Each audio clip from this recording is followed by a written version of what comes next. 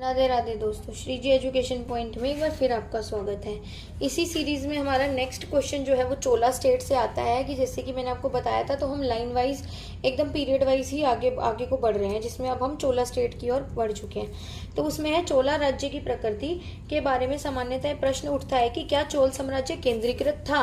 तो इसके लिए हम कंटेंट भी देते हैं, साथ में इसके ऊपर एक स्पेसिफिक जो डिबेट है उसको भी मैंने यहाँ पर आपके सामने पूरा दे रखा है। तो ये दोनों चीजों को फुलफिल करता है। इसमें जितने भी क्वेश्चंस आते हैं वो इसी रिगार्डिंग आते हैं। अगर डिबेट पार्ट में देखो तो नीलकंठ शास्त्री ने पुस्तक हिस्ट्री ऑफ साउथ इंडिया में पहली बार इसके बारे में मुद्दा उठाया कि साम्राज्य केंद्रीकृत था अर्थात विकेंद्रीकृत था। उन्होंने चोल राज्य को पूर्ण रूप से केंद्रीकृत राज्य के रूप में चित्रित किया, जिसकी तुलना रोमन के शाही शासन से की।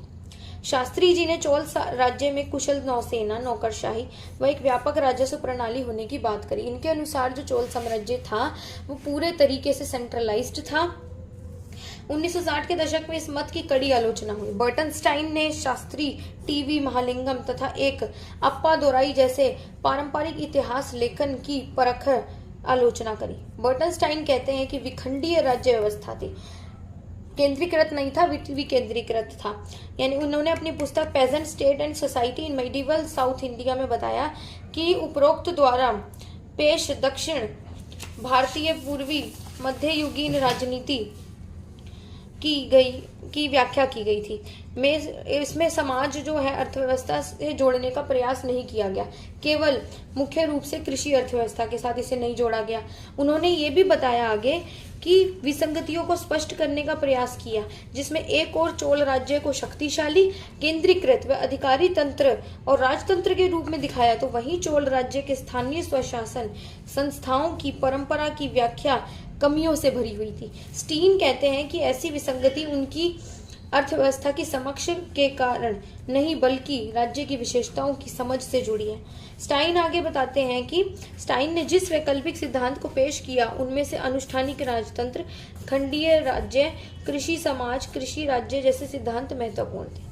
स्टाइन ये भी कहते हैं कि दक्षिण भारत में राजतंत्र सैद्धांतिक व व्यवहारिक रूप से अधिकारी तंत्र या संवैधानिक राजतंत्र के स्थान पर पवित्र या आध्यात्मिक राजतंत्र को प्रतिबिंबित करता है।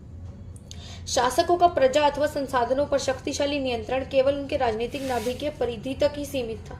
इन नाभिकों के बाहरी परिधि में इन शासकों का केवल अनुष्ठानिक महत्व था। भूमि पर लगाया गया राजस्व केवल एक सीमित क्षेत्र से नियमित रूप से वसूल किया जा रहा था, अन्यथा राज्य लूटी धन संपदा पर ही निर्भर था। तो हम ये कैसे कह सकते हैं कि जो राज्य था वो पूर्ण रूप से केंद्रीकृत था। स्टाइन ने चोल साम्राज्य में एक विकसित अधिकारी तंत्र के वजूद पर भी प्रश्न उठाया। उन्होंने आगे बोला कि जिसके जरिए राज्य अपनी उपस्थिति और नियंत्रण को स्थानीय स्तर तक महसूस कर सकता है। किसी भी महत्व के अधिकारी तंत्र, राजस्व वसूलने के तंत्र और स्थायी सेना के अभाव में केंद्रीकृत चोल साम्राज्य की प्राचीन कल्पना ही अनुचित हो जाती है। ये जरूर है कि पूर्व में विद्वानों ने जिस सर्वशक्तिमान चोल साम्राज्य का आख्यान प्रस्तुत किया वह अतिशयोक्तिपूर्ण नजर आ रहा है। यानी कि जो शास्त्री जी के अनुसार जो ये डायरेक्ट ये कह देना कि ये जो है बहुत केंद्रीकृत राज्य था, तो ये कहना अतिशयोक्तिपूर्ण होगा, बढ़ा चढ़ाकर कहा गया। बर्टनस्टाइन जो है त्रुटियों पे अगर बताएं तो बोलते हैं कि स्टाइन के द्वारा पूर्व मध्यकालीन दक्षिण भारतीय राज्यों को पूर्णतः आध्यात्मिक और पवित्र राज्य की संकल्पना को सहज स्वीकार कर लेना कठिन होगा।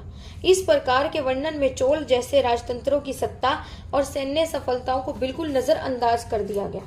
स्टाइन ने आगे ये भी बताया कि प्राचीन भारतीय राजतंत्रों को लूट अभियानों पर आश्रित होने की संभावना को सिद्ध करने के क्रम में समुद्रगुप्त के विराट सैन्य अभियानों की तुलना दक्षिण भारत के स्थायी मवेशी योद्धाओं से की गई, और ज्यादा इसको बढ़ा चढ़ा के करने के लिए। जबकि निश्चित रूप से ये दो बिल्कुल अलग अलग राजनीतिक व्यवस्था थी, लेकिन उसके बावजूद भी कई ऐसे इतिहासकार हैं जिन्होंने इनके साथ संबंध बैठाकर इसको और ज्यादा अतिशयोक्ति बनाने की कोशिश करी। युद्ध और लूट को प्राचीन एवं पूर्व मध्ययुगीन राजतंत्रों की राजनीति का अविभाज्य अंग माना जा सकता है, लेकिन मौर्य, गुप्त, सातवाहन, चोल जैसे महती साम्राज्य के उद्भव और विकास को लूट अभियानों पर आश्रित मान लेना बिल्कुल भी तर्कसंगत नहीं होगा।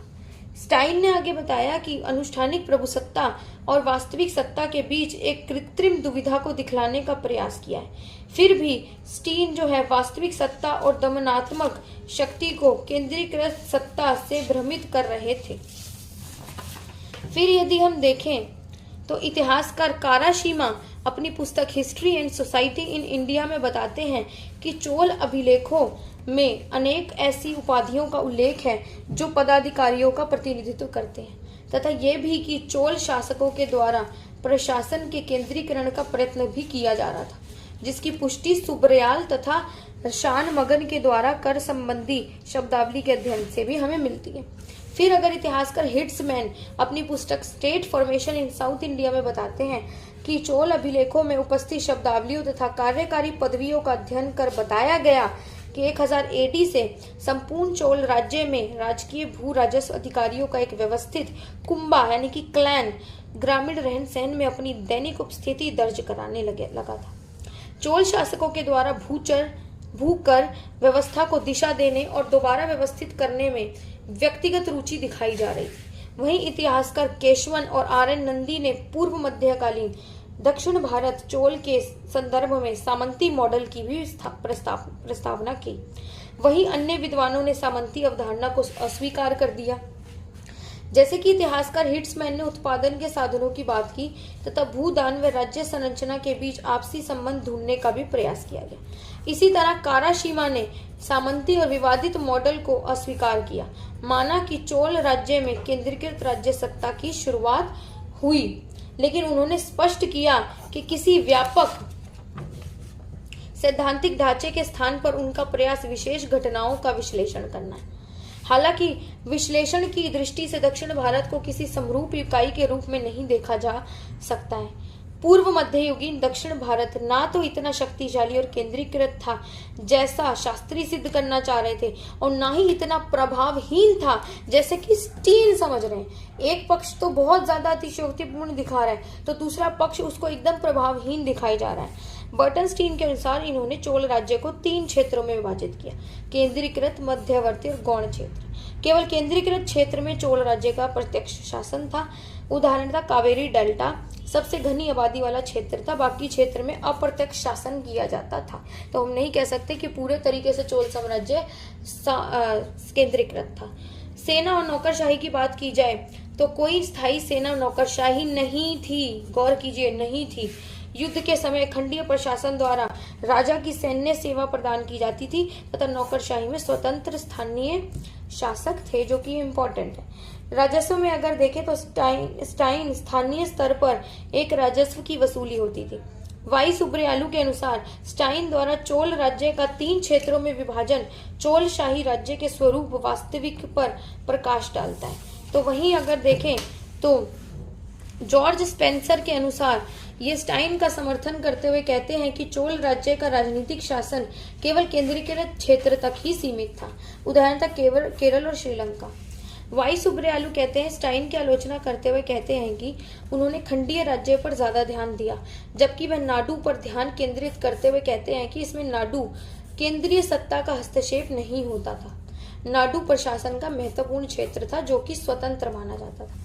वहीं स्टाइन और सुब्रयालू को गलत ठहराते हुए कहते हैं कि नाडु को बनने में ही समय लगा था। दूसरे चरण में इसे पुनर्गठित किया गया।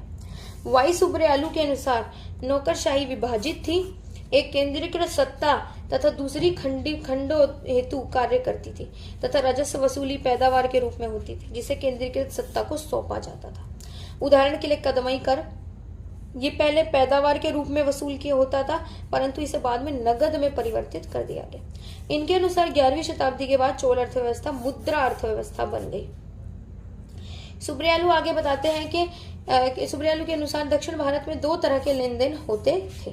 बहुत कम स्रोतों से ज्ञात होता है कि राजस्व वसूली पैदावार से मुद्रा में कैसे बदली, और प्रत्येक नाडु में अनाज भंडार होते थे। तंजावुर राजा रंजन जैसे मंदिर को दान में पैदावार दी जाती थी। कावेरी नदी के आसपास के क्षेत्र से धान कर के रूप में जाता था। उसके बाद स्टाइन बताते हैं कि मुश्किल से ही राजस्व का लेन देन होता था, परंतु सुब्रयालू के अनुसार स्थानीय स्तर पर भंडारण को स्थानीय सत्ता द्वारा केंद्रीय सत्ता को सौंपा जाता था फिर केंद्र द्वारा ये निर्णय लिया जाता था कि किसको अनाज देना है, किसी मंदिर को या किसी व्यक्ति के अनुसार चोल राज्य के पास स्थायी सेना नहीं थी, खंडों द्वारा इसकी पूर्ति की जाती थी। सुब्रयालु के अनुसार चोल साम्राज्य की सेना में कृषक सेना थी, जिसकी पुष्टि कलोतुंगा शासक के शासनकाल से प्राप्त अभिलेख से हमें प्राप्त मिलती है, जिसमें वेल्लाल कृषक हेतु और वेलंगई कृषक सेना के लिए उपयोग हुआ। सुपर लोकल पेजेंट्स ये कृषक समुदाय की महत्वपूर्ण संस्था थी। सुब्रयालु यह गौण क्षेत्र में ही कार्य करती थी, ना कि केंद्रीय क्षेत्र में। ये संस्था व सेना 12वीं से 13वीं शताब्दी में थी। इनके अनुसार चोल साम्राज्य के बारे में जो विखंडीय राज्य व्यवस्था कहा जाना सही नहीं है। ऐतिहासिक साक्ष्य को स्रोत मानकर चोल साम्राज्य को गलत रूप से प्रस्तुत किया गया। कैथलीन गफ कहती हैं अपने article mode of production in southern India, ये मार्क्सवादी हैं। इन्होंने चोल साम्राज्य को प्राचीन राज्य की संज्ञा दी। इनके अनुसार ये राज्य का दूसरा चरण है। प्रारंभिक चरण, प्राचीन राज्य और आधुनिक राज्य, 3 प्रकार के राज्य थे। फिर है डार्सी रिबेरो की book the civilisation in process में ये एशिया के उत्पादन स्वरूप का वर्णन करते हैं, जैसे कि पश्चिम यूरोप और जापान। ये कहते हैं कि भूमि पर राजा का अधिकार था और निजी भूमि का प्रमाण हमें नहीं मिलता है, यानी कि सामूहिक भूमि का प्रमाण हमें मिलता है, जिसमें प्राइवेट लैंड का कोई भी नहीं था। फिर उसके बाद भूमि कर व किराया समान था। उपज का सर्वाधिक हिस्सा राजा द्वारा वसूल किया जाता था। सिंचाई व्यवस्था राज्य द्वारा संचालित होती थी। फिर वही वाई सुब्रयालु ने कैथलीन द्वारा दी गई कुछ बातों की आलोचना की, जैसे कि कैथलीन के अनुसार फर्स्ट जमीन पर निजी स्वामित्व नहीं था। व्यापारी शिल्पकार के राज्य में संरक्षण में ज्यादा कर वसूला जाता था। और तीसरा ये कि दास राजा और राज्यों को दिए जाते थे। सुब्रयालु कहते हैं कि कैथलीन द्वारा दिया गया वर्णन गलत है, क्योंकि उन्होंने कैथलीन चोल साम्राज्य की व्याख्या बर्टनस्टाइन के समान की। फिर जे.एम. क्लासे और पीटर स्केलिया की किताब अर्ली स्टेट, इन्होंने इसमें चोल राज्य को पूर्व राज्य की संज्ञा दी। पूर्व राज्य एक केंद्रीकृत सामाजिक राजनीतिक संगठन है जो सामाजिक संबंधों को अपने हिसाब से निर्देशन करता है। ये संबंध शासक वर्ग पर आधारित है और जो एक दूसरे पर आत्मनिर्भर है। तो ये हमने पूरा फुल फ्लेज आपको ये आंसर फॉर्म में और एक डेप्थ इंफॉर्मेशन के साथ चोला स्टेट बताया है। जो भी आंसर्स आएंगे, क्वेश्चंस आएंगे, वो मोस्टली डिबेट को ऐड करके ही आते हैं। तो ये अगर आपको अच्छा लगा हो तो आप कमेंट करना। राधे राधे।